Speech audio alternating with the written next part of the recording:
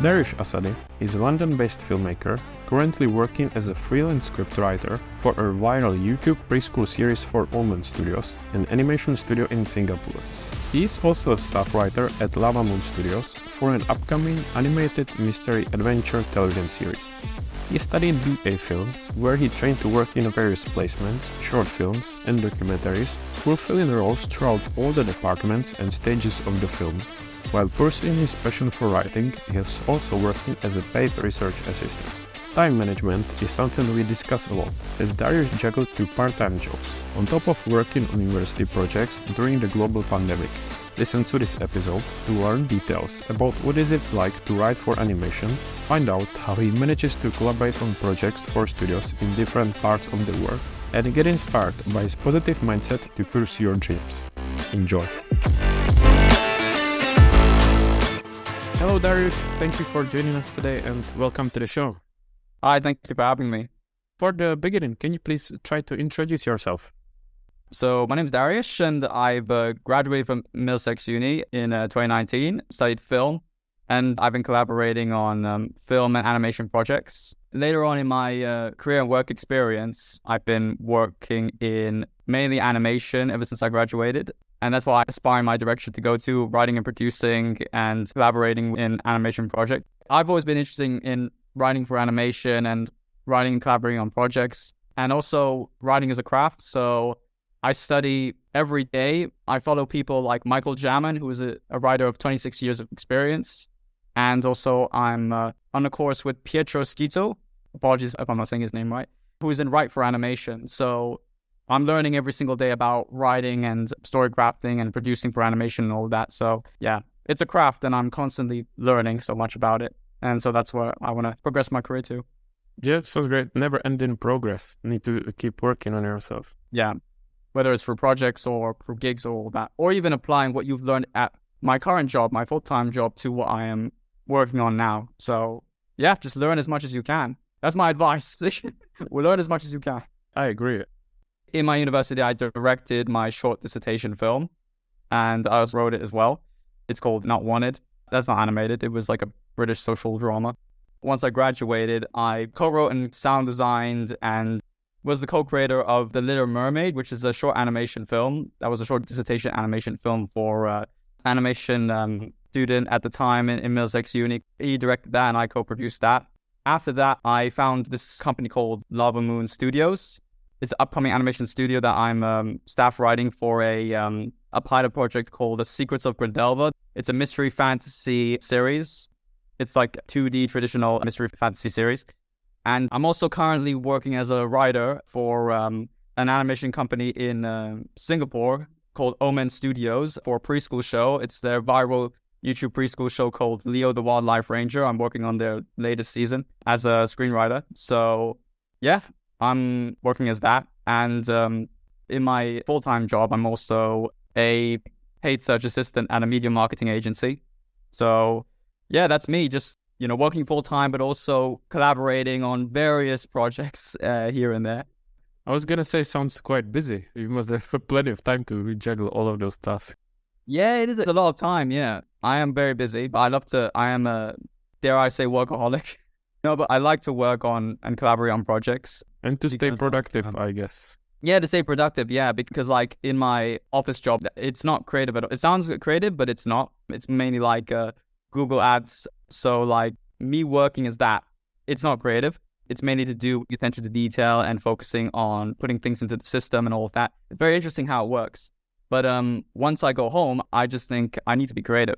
Either it's working on the pilot project with Omens Studios and collaborating, or working mainly on the script for the preschool show, and also working on stuff for the next episode as well, because I have to work on various episodes for the show. And working for those things outside of your regular job, are you also an employee, or is it just like based on contract or the project, or how does it work with that? Are you talking about the creative stuff? Yes. So the Omens Studios is volunteer at the moment. So like we're just working and we're just collaborating. It's like over 50 of us internationally, and we're working at a very international scale, and we're working the same way as an animation studio really, and we're just trying to Discord, right? Yeah. So we're like working on that. We're trying to get that pilot off the ground and all of that. So it's just mainly collaborating. But the preschool show is an actual gig. It's like a paid one. So It's the one in Singapore, right? yeah, it's the one in Singapore. Yes, it's an actual gig. So I was lucky enough to land that. It wasn't easy getting it. Like I had to go through like processes to get the gig, like handing in samples and all that. But like, yeah, and I really learned a lot. I really learned a lot from, working on the show, writing on the episodes, getting notes and figuring out what to write, what not to write, and balancing. Because when you're writing for preschool, it's very hard because it's not hard. I actually thought it would be hard balancing education with entertainment. You have to teach kids about lessons and all that, but you also have to entertain them as well. It can't just be a public service announcement. Otherwise, it would be an advertisement on Be Kind and all that stuff. I had to focus on like story and all of that. So, and of course, The Little Mermaid is the short dissertation project from Middlesex Uni, and that's currently getting into festivals and all of that. But at the same time, like, yeah, whether it be paid or not paid, I'm learning a lot from these projects. And also the upside to it is that in film, you have to be on a set, you have to work with other people and all that. And I love that, actually. I really loved being on set and being up on your feet all the time. But like with animation was a medium that I really loved and I really wanted to be a part of it. And yeah, you just sit down and you just work on writing for the animation or working on, editing and all of that. So like, and also it is a collaborative medium where you can collaborate with anyone really. So there's that as well, because we worked on The Little Mermaid in 2020. So some people's projects had to be pulled. We were lucky enough to keep working on it overseas. I guess the upside. Available somewhere online if someone wanted to have a look? The whole film's not online. The trailer is online, but it's up to Max, the director, but it's currently in film festivals. Yeah, it's currently hitting film festivals. We recently hit one like this week and we're going to announce it this weekend. Well, he's going to announce it this weekend. So did you already win any prizes, or is it just going to compete there or being screened? Yeah, we already won some prizes, like Best Fantasy Film. I can't remember which film festival. I'll tell you later. There were so many. It was I don't know many. Maybe a couple. The one thing I do remember is that our first film festival was in Ukraine. It was an online film festival in Ukraine in the beginning of 2020. Why there? Out of interest. I think it was just like the many film festivals that we applied to. And then that was the one that responded. I was wondering, when you said you've got a job in Singapore, how did you get a job so far away or in such a place? I traveled there and I went up to the studio and I had it in my resume. And they were like, "You're hired." No, I'm joking. No, I forgot to mention. It takes me back to not a long story, but like where I found the opportunity. During the pandemic, Netflix animation department were like, since opportunities are scarce, let's have a panel where all the famous creators have a talk about the various stages of animation. So I put my name on there, despite me not knowing anything about animation at the time, but I just wanted to get in.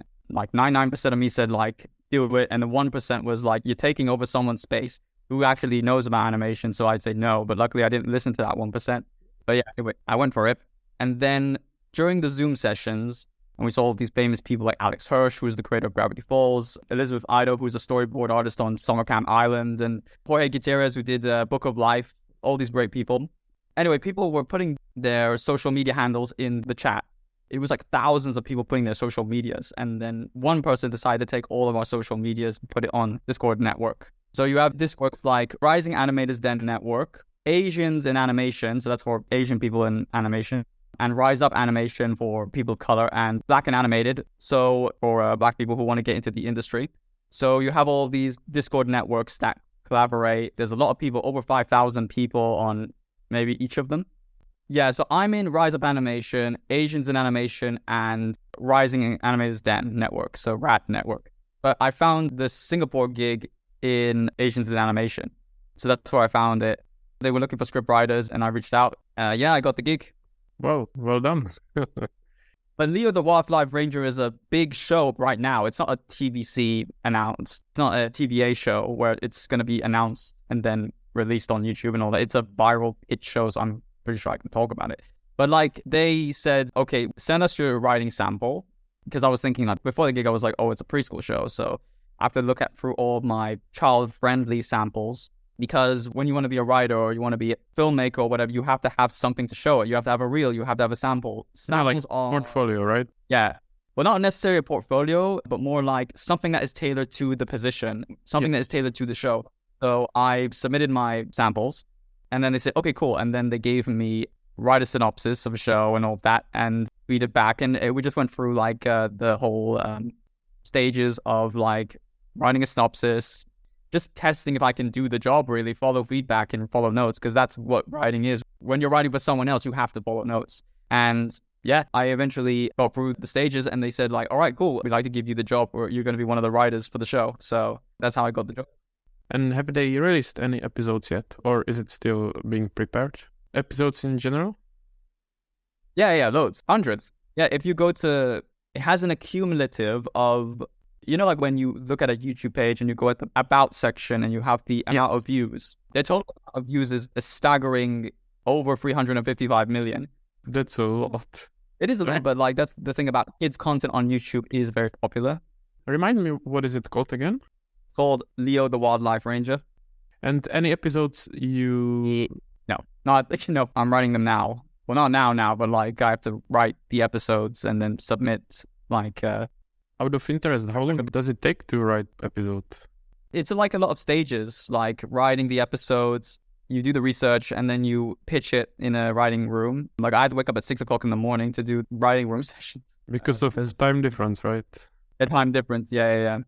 Yeah, I had to like wake up and then do the writer's room thing, and then... But before the writer's room, I have to do a research on the show, because the show is about learning about animals. So I have to do research on the animal, and then, the next 4 episodes or whatever, or like just an episode.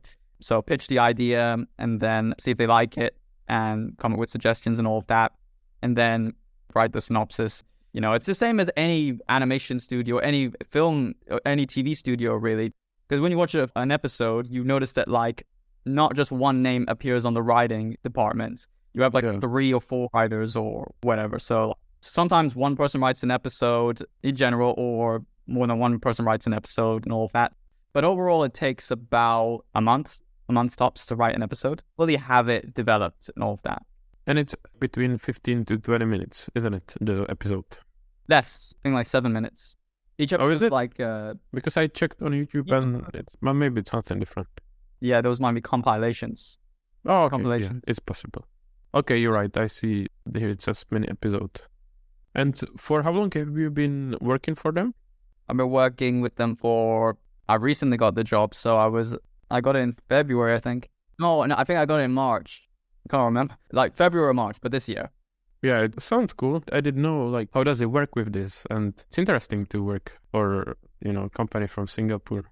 Yeah, my sister was like, we're going to Singapore, yay. Have you been there? I have been there, yeah, it's really nice. I heard that it's nice. Very clean. Yeah, very clean, yeah. And I also remember going to this bridge. I can't remember what that bridge was called. It's a really nice bridge. I will put it on my list, but it's quite far away. I'd like to go to Singapore and like visit the people at the office. Oh yeah, of course. I can imagine. It's like, hey guys, I've been working with you and I'm from the other part of the world. Yeah, they'll be like, you do realize we can do the same thing online, right? Like, why did you have to travel? And what about the other job you've got? The Lava Moon Studios one. Yes. Can you say a bit more about it? Oh yeah, sure. Yeah. I found that opportunity the same as with the Singapore job. It's in Rising Animators Den, so that was the one for everyone. The creator of the show, Jake Kishan Patel, posted on Rad saying that he needed writers for a pitch show. And I thought to myself, like, okay, I have no idea what the show is, but animation writing gigs are scarce. So I reached out to him, and then I said, I'm interested. And then he sent me the website, and he said, let's have a talk. And then I looked at the website. Unfortunately, the website is under maintenance at the moment, so I'll let you know. Yeah, I had a look at the designs of their shows, and I thought to myself, like, wow, this is one of the most beautiful things I've ever seen. The animation is stunning, beautiful. But there was one particular project that really caught my eye, and I loved the characters and the complex story, the mystery element, which was Secrets of Grindelwald. So it had that mystery element, it had that fantasy element. It reminded me of all the shows that I loved watching, like Gravity Falls, Amphibia, that I recently watched. It was a really great show. And it also had like mystery elements like Avatar: The Last Airbender, pretty much reminiscent to all fantasy films like Lord of the Rings, Game of Thrones. So I messaged him and I said, which show am I working on? And he said, Secrets of Grindelwald. And I was like, yes. But then I remember that he said, I'm I'm looking for a writer for a show pitch. And I thought to myself, show pitch. Okay, so am I writing for the content on Kickstarter? Which I've had experience in doing in Middlesex. Because, yeah, you know, like in Middlesex, we have to like fund our own films, write down on the crowd to raise money. But yeah, I've had experience in funding stuff. But he said, you're writing for it. And I was like, yes. You're one of the writers, actually. So I was like, yeah, I love working in a team. So we've been working on the show for like, we've been trying to like work on the various stages of the show for about a year or so. And it's really picking up. I can't say anything yet. I mean, you can find it on social media, like at Omens Studios on Instagram. And you'll see like, we recently just posted an April Fool's post. I'm just looking at it. Animation is beautiful, yeah. Yeah, it's really beautiful, yeah. And the characters are beautiful as well. Like, whenever I'm writing for the characters, I'm like, sounds like I'm hanging out with friends. Because, like, the main character is Rune, who's the purple mushroom girl. For example, if I'm writing for Rune, I'm thinking, oh, let's see what Rune's doing. Let's see what Bo's doing. Bo's her friend over there, the guy with the yellow thing around his eye. Yeah, so, like, I can't wait for everyone to see the characters and see their story. And is this Secrets of Green Gel film or TV series, or what is it going to be? It's a TV series. We're working on the pilot right now and trying to get it off the ground. And we're hopefully going to develop it into a series. Wow, yeah, sounds cool. So is it first project, or has it released any projects before? Because it looks like a new company, right? Yeah, it's a new company. They've done some stuff as well, but that's in their website. Once it's up, you can see the other projects that they've done. And the people that we're working with, they've done a really great job in other projects as well. Like, some of them worked in actual studios and all of that, but they've come together to work on this. Yeah, it's just the same as like creating films, you know, just coming together and just making something that you want to create. And also the process of writing for it as well is really good because, in my opinion, I feel like writers are precious with their work because there's a difference between writing for someone else and writing for yourself. Because I try my best to like find time to write for myself and my own projects and all of that. But when you're writing for someone else, whether it be the Singapore job or for Omens Studios, it's their world and you're a group of people putting your heads together and coming up with ideas and crafting out the world and working together. So the experience of me writing for the show has been really great and just learning from each other. And this company is from America, isn't it? Yeah, it's from America, yeah. So it's fully online as well? Yeah, it's fully online as well at the moment. So is writing something you want to focus on? Because before I thought that maybe you want to be animator, but sounds like writer for animation. Yeah, I want to be I'm not an animator. Animator is someone who makes things move. Illustrator is someone who draws, and I can't do neither. I mean, I'm that bad, but the thing is, writing for animation is what I love to do because I love the medium, I love designs, and I love to create characters and write stories and all of that. I also love producing for animation as well. Like, for example, The Little Mermaid, which was the dissertation. So, like, making sure things work and all of that. It's mainly production that I'm interested in. So, writing and production. So, like, developing and writing and crafting out stories and collaborating with people on animation projects. I've always been interested in writing for animation and writing and collaborating on projects. And also writing as a craft. So, I study every day. I follow people like Michael Jamin, who is a writer of 26 years of experience. And also I'm on a course with Pietro Schito, apologies if I'm not saying his name right, who is in Write for Animation. So I'm learning every single day about writing and story crafting and producing for animation and all of that. So yeah, it's a craft and I'm constantly learning so much about it. And so that's what I want to progress my career to. I mean, I would love to do it full time and that's what I'm seeking to do. But at the moment, I'm really happy with the projects that I'm collaborating with. And I'm very lucky to have gained these gigs. And I'm willing to like push forward and learn as much as I can and try and find my way around this industry. Because like, as someone who graduated from film, I love films and I've loved working on films. If anybody asked me to collaborate on a film, like, yeah, I'd be down if I had the time. But like, there was something inside me that thought like, I had a film course. I graduated from film. What makes you think I'm going to do animation if you've been studying film for 3 years? But actually, I've been putting my discipline and what I have learned through. You have the same lecturers? Yes. So yeah, every discipline that they've told me about, planning, preparing, writing, and coming up with stories, and it really disciplined me to put everything that I've learned from film to animation. And from then on, it's been doing well for me so far. So I don't know if that's answered your question, sorry. No, yeah, of course. I was just curious about the Little Mermaid. So it's finished now, or are you still working on it? Because you said it was a dissertation. Finished, Yeah, yeah? it's done, yeah. Were you happy with the result? Did it look good? Yeah, it was really good, yeah. That was my first ever writing for animation because like I was at a gallery supporting my animator friend who graduated. She made this really cool short film. And then I met Max at an animation gallery. And then we just started talking about animation and all of that. And then he said, I'm working on a dissertation project. And I said, do you need a writer? And he said, yeah. So we started collaborating and we've worked together ever since. He's also working with me on Lava Moon. Yeah, we're just creating stuff. But yeah, Little Mermaid, so I did the writing, I did the co-producing, and he did the directing, and he also did the co-writing as well, and we were just working on it together. Every single day we've been working on it up to the end. Yeah, it's really cool because it's really great that I was involved in every single step of the process. Also, like I sound designed it as well. Sound designing is actually really tough for animation because you're creating everything. For example, the mermaid is in the water, underwater, and you have to figure out what kind of sounds she makes when she's moving her arm or whenever tortoise is like It makes sound. screaming or whatever. Yes. Yeah, because Little Mermaid is about like a mermaid dealing with rubbish in the ocean and how it's affecting her ocean friends. So it's all about like working together on the story and working on the film and working on all of that. I'm really happy with the project, but I would say that it is condensed to like 4 minutes. So like it has potential to be expanded upon, but like it was a dissertation film. But I'm glad that it's doing well, glad that Max is happy with it as well. So yeah, I really enjoyed working on it. Yeah. Since it was a project for animation course, right? Yeah. So did you get any credits towards your education? Because you studied film, this was a different course.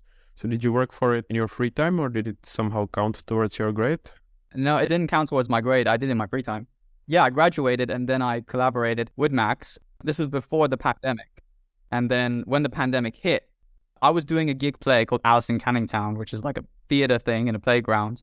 I was recording and I was sound designing and all of that. And it was hilarious because I was in a booth in the editing stage and I didn't realize what was going on out in the real world. So when this whole pandemic thing happened, I was already working on the mermaid film, but I had to work on that. And then once it was done, we were lucky enough to work together on the mermaid film during the pandemic. He didn't graduate, actually. He was in the middle of like his dissertation and graduation and all. I was helping him out with the mermaid film. Yeah, it's really kind of you. And, shows some passion since you do it just out of your free time and not for your grade. Yeah, I mean, it was great. I was happy to help out, but like, it was because I wanted to write for animation. I wanted to do that. And I also wanted to collaborate with someone because film is great. I didn't really talk to anyone about animation, or no one was as crazy as animation as myself until I met Max. And then I had this really cool bond and we just worked together and started creating things together. So yeah, it was a lot of hard work working on the mermaid, like sound designing it and editing it and all of that. But like, I really had a lot of fun. And then I thought to myself, like, after mermaid, what's next? I found the opportunity in Lava Moon, showed it to Max. And yeah, we just hopped on board. Just a quick one. If you enjoy our podcast, please give us a review on your favorite podcast app, subscribe or share it with your friends. For more information, visit the show notes. Thank you and back to the show. So how was your project on film? What did you work on as a final short film in the third year? So I worked on a film called Not Wanted, and it's, have you seen the film called Fish Tank? I'm afraid not. All right. Or This Is England? I may have heard of it, but I don't remember. It's one of those rough, British, gritty films. It was like social drama. I forgot what it was called. Social drama. There's another word after social. I forgot what it was called.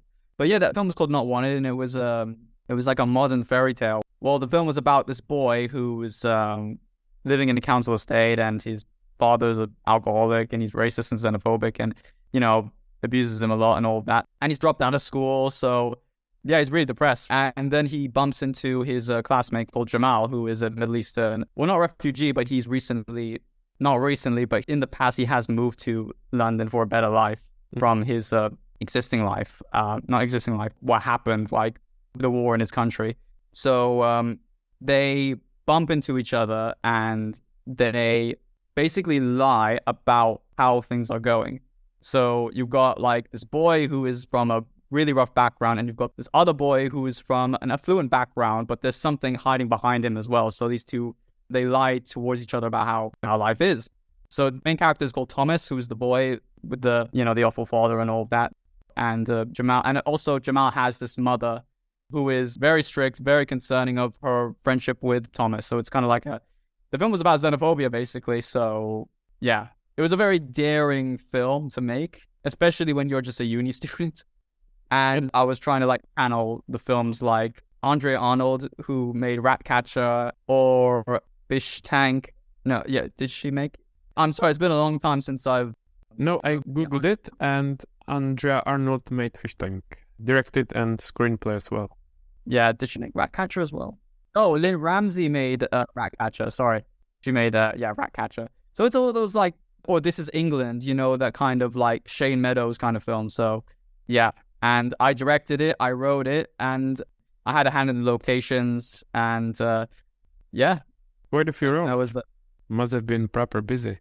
It was very busy, yeah. But the thing is that, like, I mean, you know, because like a long time for you to make a dissertation, you spend like most of a year pre-production, then 3 days of production, and then you do the rest pre-production. So like a lot of preparation came up to it. Me just finding the story, finding the characters, and, you know, working out the story and all of that, because it was going to have like gangs and all of that. Then I'm like, no, because that's just going to look naff. Yeah, it was just really just figuring out the core of the story, really, of what you're trying to tell. And what's the theme? And then the theme was belonging. Thomas doesn't belong anywhere. Jamal doesn't belong anywhere. So these two confide in each other. They lie to themselves thinking, oh, everything's all right. Like, I got to look after my dad. He's not right in the head, but I got to look after him. And Jamal's like, yeah, everything's cool. Yeah. I mean, someone just threw a brick through my window, but yeah, everything's all right, you know. And then they realize that, no, it's not all right. You got to like confide in each other, talk to people, you know, talk to someone. Things aren't going all right. So it's like these two boys are like, despite having different backgrounds, they did have like a friendship in the past. So yeah, they just confide in each other and reveal of how things are going. So it took a while for me to figure out what the theme was. And then once the theme was, then I wrote on the scripts, and then script after script, like drafts and drafts and drafts. Like, I remember that like in our directing lesson, they were like, it was me and my producer, a great producer, by the way. We sat together and we were just with students, and everyone would just read the script, and they would one at a time give their feedback. And most of it was negative. That was like the first couple of drafts. It was constructive feedback. It was really hard to take. It still is hard to take, but as a writer, you got to deal with it. And at the time, it was really hard to take those notes. Just following those notes and all of that, going back to it and panicking out of your mind, and then going back to the script and thinking, okay, all right, so there is something to be. So did it help you? It did help. Yeah, it did help. But the thing is that it's hard for you to figure out what you want when you don't know what you want. And other people are like, we're just saying what we see. We are just saying what we think is good for the script. But at the end of the day, it's up to you to decide what to put in the script. We're just saying saying what we see on the script. And it was really harsh because they really care. You know, the lecturers, our uni mates, they really do care about you doing good. And it's your choice, follow their feedback or dismiss it. So we, of course, chose to dismiss it. No, I'm joking. In the beginning, we dismissed it. But then at the end, we realized, okay, yeah, they do have a point here. We chiseled it. We worked on it. And they said, this is actually really good. Yeah. And then we pitched it, you know, because remember, you got to pitch to like, 60 people in a lecture hall. So that was a really cool experience. Like, yeah, I remember it was in a big room where you stand in front of a screen and you are pitching to the whole class and all the lectures. Still remember it till today. Yeah, and at the same time, you are their producer director and you need to pitch it well so that the rest of the crew, that they want to join you, because it was also the pitch to get the rest of the crew. So it was a lot of at stake, I would say. Yeah. I mean, like, it was 4 of us already. It was me, myself, the director, producer, director of photography. Great DOP, by the way. And our art director. He did a really good job as well, incorporating, like, Middle Eastern fabrics, like, aesthetics and all. Yeah, it was 4 of us. Our core team, essentially. So, yeah, we pitched it. And at the end of the pitch, everyone put their hands up. So many hands. And it was all about the story. And I was like, wow, this is great. Because they were asking about the story. They weren't asking about, how are you going to do this? How are you going to do that? How are you going to be, how are you going to get the budget for this? Or why is this? They were asking about dad. They were asking about the boy. They were asking about Jamal, Thomas, all that stuff. So, and they had some pointers and all of that stuff. So they were really interested, and people came up to us and they wanted to work with us. To be fair, everyone. That's the game, really. You got to like put yourself out there, and then people come and you get a grade and all of that. So yeah, try to sell it. Yeah. I agree. Yeah, and it was like over 20 people, I think, or like close to 20 people to over 20 people that I had to manage, or we had to manage. Yeah, it was really tough. Out of curiosity, how many students were there in your class? I think 60 people in our year. Yeah. I remember all the names, but I can't remember how many people were there. I guess there were quite a few in the first year and it decreased a bit by the third year because that's how it works, right? I think it decreased actually because some people realized they didn't want to do film. Yeah. Or it wasn't as easy as it, or they just wanted to pursue something else. So. And did your film get impacted by the COVID? No, because we graduated 2019. Lucky. Nice. Yeah, we had our films up and it was great because it was like a very diverse selection of film. And then after that, the pandemic hit. And I felt sorry for the people who were in the year after us because they couldn't finish their films. It was really tough for them. In fact, I remember that I was working at Apple as a retailer and the person who was working with me was also film and she was also doing her final year project. Yeah, in Middlesex Uni. He was telling us about how rough it was, not rough, but like how the course was, because I remember that we were sitting in our lecture halls watching film and then talking about the film afterwards. They couldn't even do that. They were like, we can't even watch a film together on Zoom. We just have to watch a film in our spare time and then tell everyone what we thought about it. That's what she said. So it wasn't as fun as what we had. So third year was rough because we barely had time to breathe. And that's not me exaggerating. But at the end of the day, we all made amazing films. But the year above us had to deal with the limited resources that they had. They couldn't go out. They had to do essays and all that. Yeah, it was tough. And did you go to festival with your film? Yeah, we went to some festivals. We screened in Portugal, but that was like an exhibition because there was a short film called Isabella that was in competition with other films in Fest film in Portugal. So David said let's all go to Fest and support the film as well as screen our own films that we made this year, which was 2019. That film was made in second year. So yeah, we decided to screen our films up on the exhibition part of the fest. So we screened our film there along with others. In fact, there was also Open Mouth Film Festival that we put our film in as well. So how did you go about starting your career when you finished education? How did you start looking for a job and how did you enter the industry? So when I graduated uni, I was looking for a job.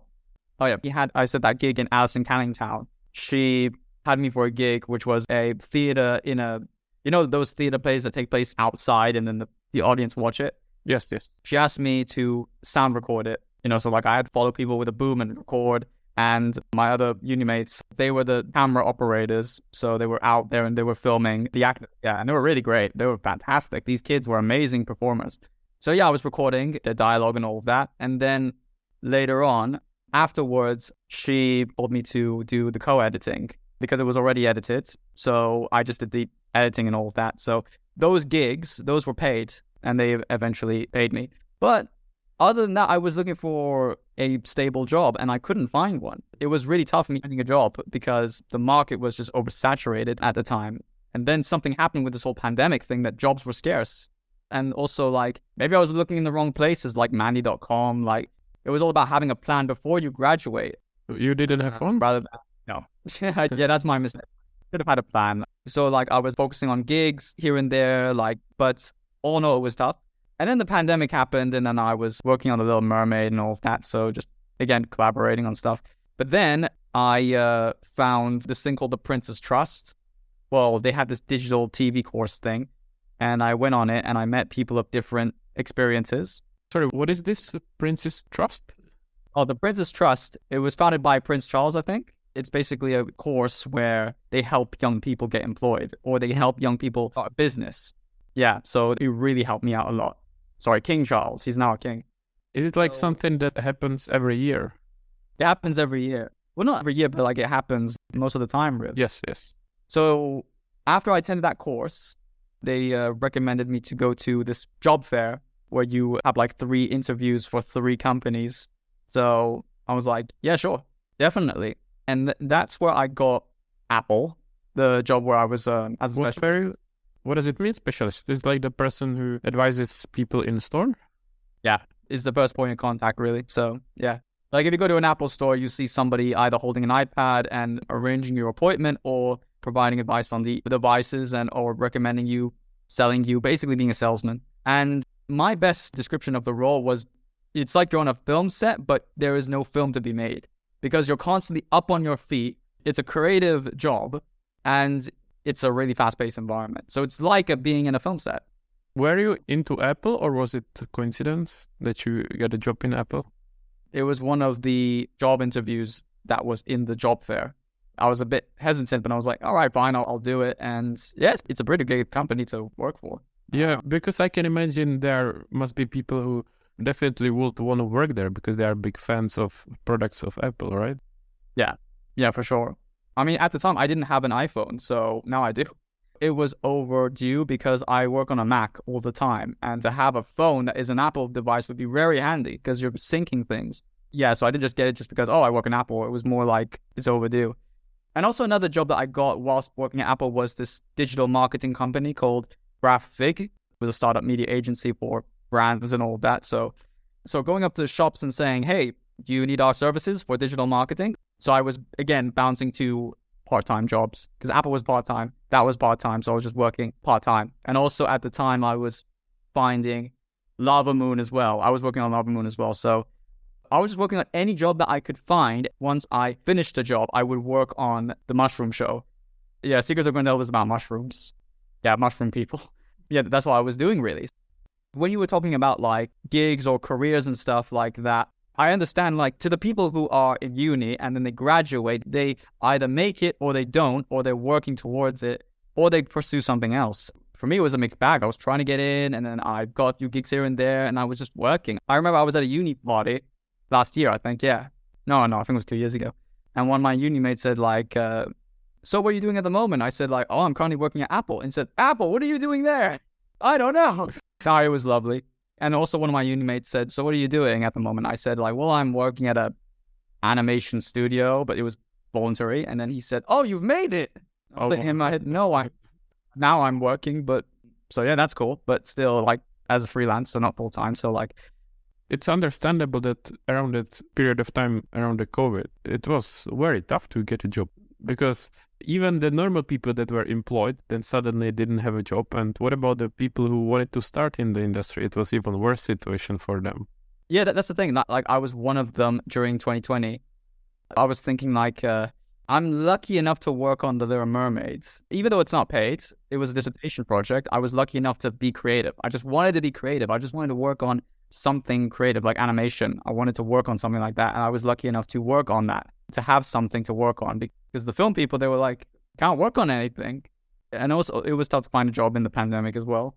I got Apple in 2021. So like, that was when the pandemic was starting to slow down a bit. So I got the job at the right time because jobs were coming back. Jobs were scarce at the time. I was applying to everything during the pandemic. Tesco, Sainsbury's, anything. I never, anything. I tried it as well because it was starting and I tried to apply for a job in Tesco as well, yeah. Because it was literally one of the only few options that there were at that time. I'm not gonna lie, I think it was hard even to get there because suddenly everyone was applying for those a few jobs that were left. So it was even challenging to work in Tesco or something. Yeah. And also, like, if Hollywood is delaying their films, Hollywood, the big pinnacle of filmmaking, is in trouble. How do you think startup companies were going to be doing? But at the end of the day, during the pandemic, there was one medium that's kept the animation. I gave it away, didn't I? There was one medium that kept the industry alive, and that was animation. Animation kept the industry alive because, like, you had people working overseas and working on stuff, and given a few delays, animation was the medium that didn't require people to be in the same room together. So when the pandemic hit, animation was booming. It was in more demand in the market. And honestly, the years afterwards, the way that we've been repaying animation workers and repaying animation filmmakers is appalling. I don't know why, being deemed as a genre for kids and all that. So like, but at the end of the day, it kept the industry booming. The animation industry kept it alive. And you said you also worked in digital marketing, right? As a second part job.